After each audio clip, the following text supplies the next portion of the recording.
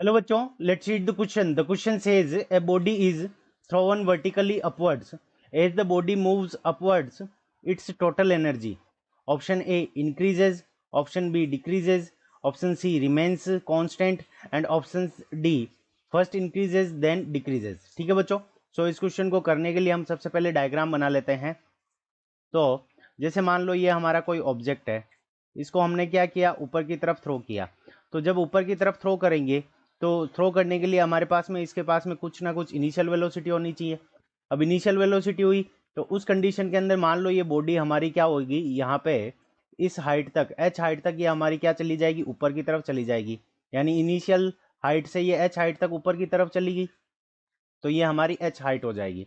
तो इस क्वेश्चन के अंदर हमें क्या पूछा है कि यहाँ पे इसकी टोटल एनर्जी को क्या होगा, यानी इंक्रीज होगी, डिक्रीज होगी या कांस्टेंट रहेगी, ये हमें बताना है. सो इस क्वेश्चन को करने के लिए हम क्या करेंगे, की कॉन्सेप्ट अप्लाई करेंगे. सो की कॉन्सेप्ट. अब की कॉन्सेप्ट के अंदर हमारा टोटल एनर्जी का फॉर्मूला यूज करेंगे.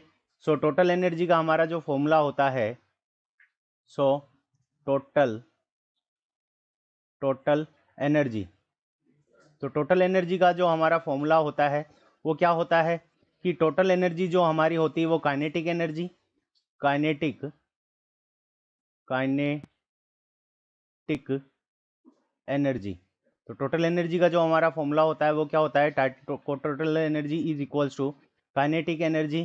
काइनेटिक एनर्जी को हम किससे लिखते हैं, के से लिखते हैं. सो काइनेटिक एनर्जी के plus potential energy, plus potential potential energy, यानी दोनों के सम के इक्वल होती है हमारी टोटल एनर्जी.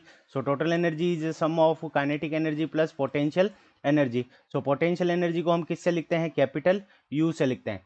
तो जब बॉडी को हम थ्रो करते हैं तो इसकी काइनेटिक एनर्जी क्या होती है, इनिशियली कम होने लगती है. काइनेटिक एनर्जी जब थ्रो करते हैं तो काइनेटिक एनर्जी कम होने लगती है.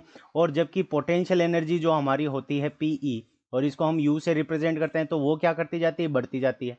तो जब हाईएस्ट पॉइंट पे जब पहुंचती है ये, तो उस कंडीशन के अंदर इसकी काइनेटिक एनर्जी क्या हो जाती है, जीरो हो जाती है, क्योंकि इसकी वेलोसिटी जीरो हो जाती है. जबकि इस कंडीशन के अंदर जो हमारी पोटेंशियल एनर्जी होती है वो क्या होती है, मैक्सिमम हो जाती है.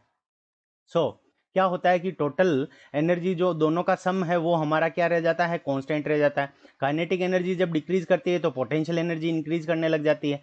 तो उस कंडीशन के अंदर जो टोटल एनर्जी है वो हमारी क्या रह जाती है, रिमेन कांस्टेंट. यानी इसकी वैल्यू क्या रहती है, कांस्टेंट रहती है, क्योंकि काइनेटिक एनर्जी बढ़ती है तब पोटेंशियल एनर्जी कम हो जाती है, और पोटेंशियल एनर्जी जब बढ़ती है तो काइनेटिक एनर्जी हमारी क्या रह जाती है, कम रह जाती है. तो उस कंडीशन के अंदर जो टोटल एनर्जी रहती है वो हमारी क्या रह जाती है, रिमेन कांस्टेंट, यानी इसकी वैल्यू क्या रह जाती है, कांस्टेंट रह जाती है. सो रिमेन कांस्टेंट हमें कौन से ऑप्शन में गिवन है, ऑप्शन सी में गिवन है. So option C is the correct answer of this question. I hope you understood it well. Best of luck. Thank you.